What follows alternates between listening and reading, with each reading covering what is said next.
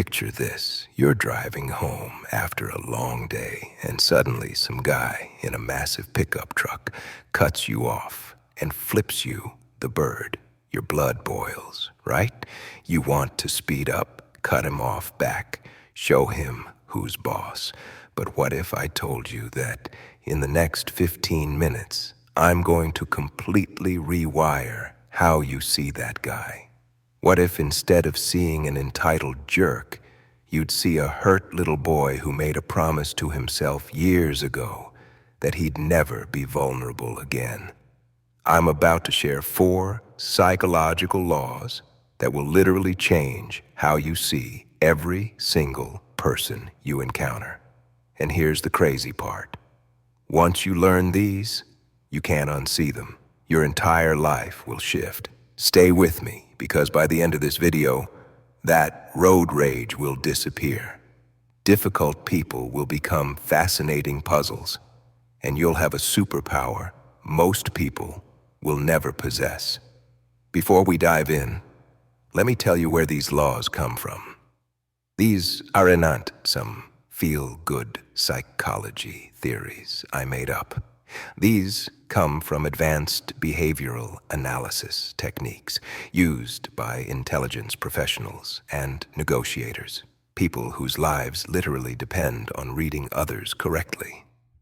Here's what's wild. These laws won't pass academic scrutiny in a research lab, but they work in the real world.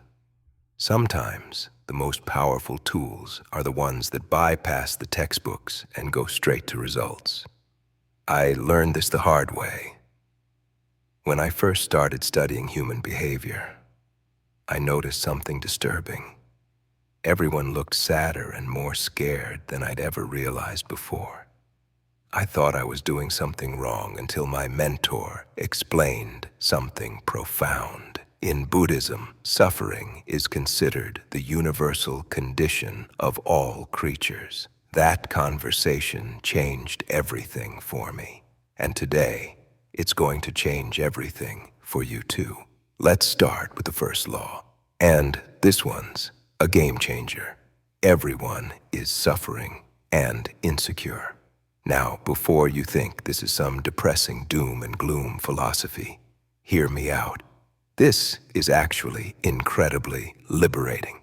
Think about your own life for a second. How much energy do you spend trying to look like you have it all together? How often do you scroll through social media feeling like everyone else is living their best life while you're just pretending? Here's the truth bomb. Everyone is pretending. Let me explain why. A few 100,000 years ago, our ancestors lived in small tribes of maybe 70 to 150 people. In these tiny groups, appearing weak, unstable, or antisocial could get you kicked out. And getting kicked out, that was basically a death sentence.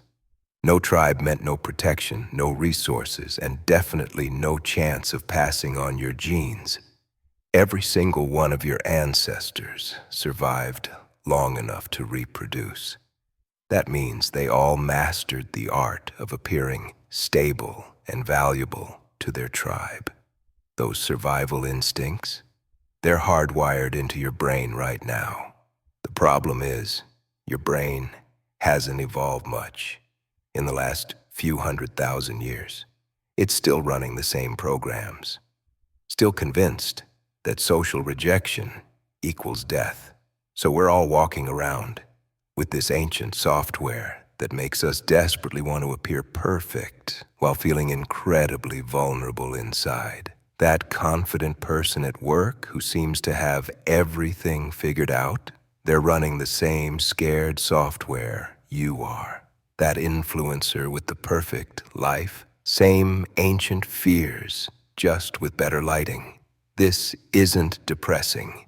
It's the great equalizer. Once you realize everyone is fighting the same internal battle, judgment starts to melt away, which brings us perfectly to the second law. Everyone is wearing a mask. Some people call it a persona. It's the face we present to the world. And before you say, well, I don't wear a mask, I'm authentic, let me stop you right there. The people who claim they don't wear masks usually have the thickest masks of all.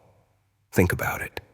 Do you act exactly the same way at a job interview as you do when you're alone in your car singing badly to the radio? Do you speak to your grandmother the same way you speak to your best friend? Of course not. We all adjust our behavior based on our environment. This isn't being fake. This is being human. The mask isn't necessarily a bad thing. It's a survival tool. But here's where it gets interesting. The mask reveals just as much as it hides. A person who always needs to appear super successful might be hiding deep insecurities about their worth. Someone who constantly plays the victim might be protecting themselves from taking responsibility. I know someone who interrupts every conversation to show how smart they are. Every time you share an idea, they respond with, actually, and then proceed to one-up you. Annoying, right? But what if you could see the little girl behind that mask? The one whose parents made her feel stupid and inferior. The one who got laughed at by a teacher in front of the whole class. Suddenly, that annoying behavior becomes a protective mechanism, a way of saying, please don't think I'm stupid. The mask isn't the enemy. The mask is information. Here's where it gets really interesting. The third law. Everyone pretends not to wear a mask. This creates a fascinating social dynamic. We all know we're performing for each other, but we've all agreed not to talk about it. It's like an unspoken social contract. Imagine if we were honest about our masks. Picture walking into a networking event and someone saying, "Hi, I'm pretending to be more confident than I actually am because I'm terrified you'll think I'm not successful enough." The whole system would collapse. We pretend not to wear masks because acknowledging them would defeat their purpose. But here's the secret. Once you can see the masks, you gain incredible power in your interactions. Let me give you an example. I once worked with someone who was incredibly aggressive in meetings. He would shut down ideas, dominate conversations, and make everyone uncomfortable. Most people saw him as a bully and either avoided him or fought back. But I started watching for the mask. I noticed he only got aggressive when his expertise was questioned or when he felt his authority was threatened. His mask was saying, I need you to see me as the expert here because I'm terrified you'll discover I don't know everything.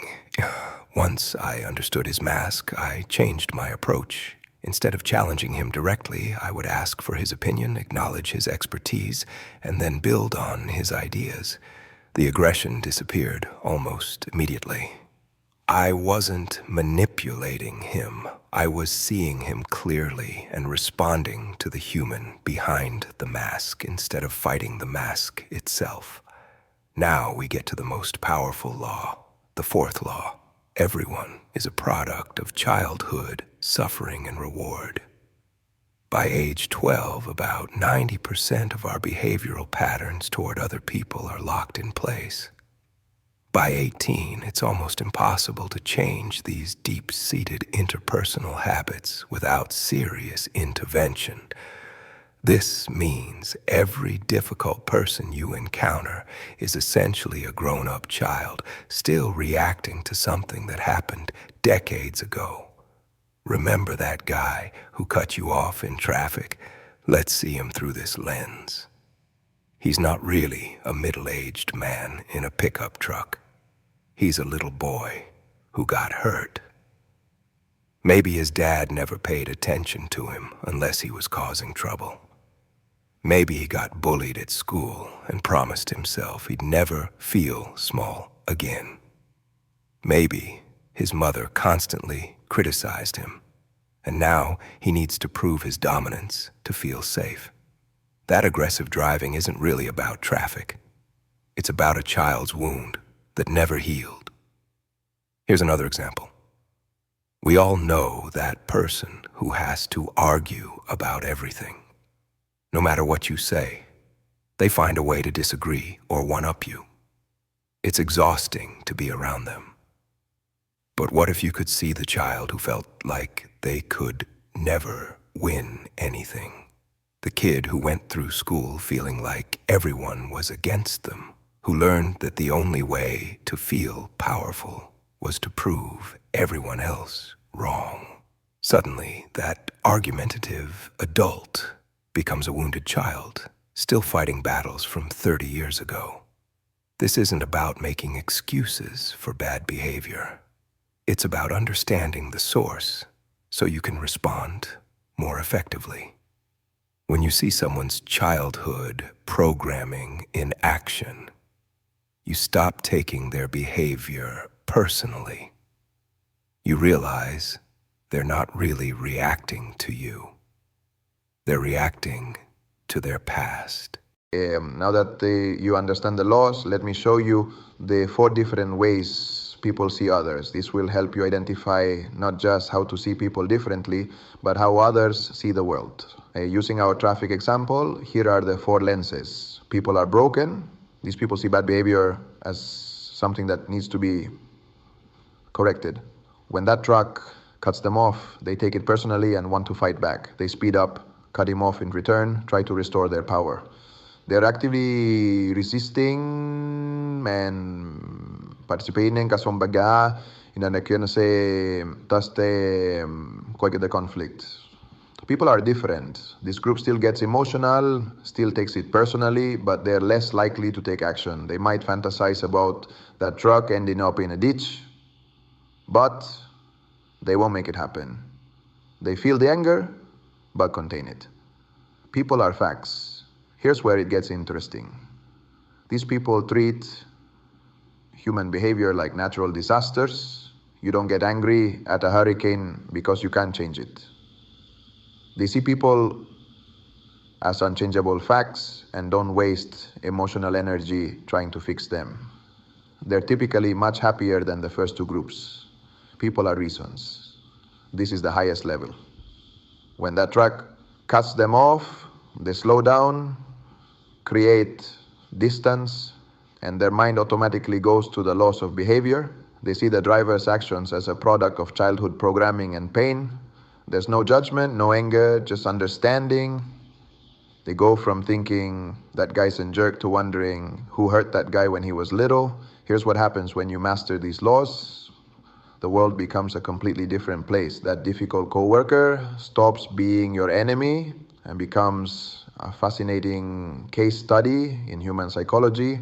That rude cashier stops ruining your day and becomes someone you feel compassion for. That family member who always pushes your buttons stop having power over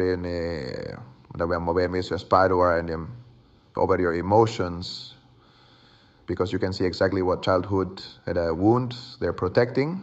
You don't get mad at a bee for stinging you because you understand it's just doing what bees do. Because you can learn to see humans the same way, not as personal attacks on you, but as creatures acting out their programming. This doesn't make you a pushover. If anything, it makes you more effective because you're responding to reality instead of your emotions. Now you can set boundaries without anger, navigate conflicts without taking things personally, and influence people more effectively because you understand what they actually need. I want you to try something this week. Pick one person who consistently annoys or frustrates you. Instead of focusing on their behavior, try to see the child behind their mask. What wound might they be protecting? What childhood experience shaped this pattern? You don't have to be right about the specific details. Just practice seeing them as a hurt child instead of a difficult adult. If this video changed how you see people, hit that like button and let me know in the comments which law hit you the hardest. And if you want to dive deeper into reading human behavior, subscribe, because I've got a whole series coming on advanced psychological techniques that will blow your mind.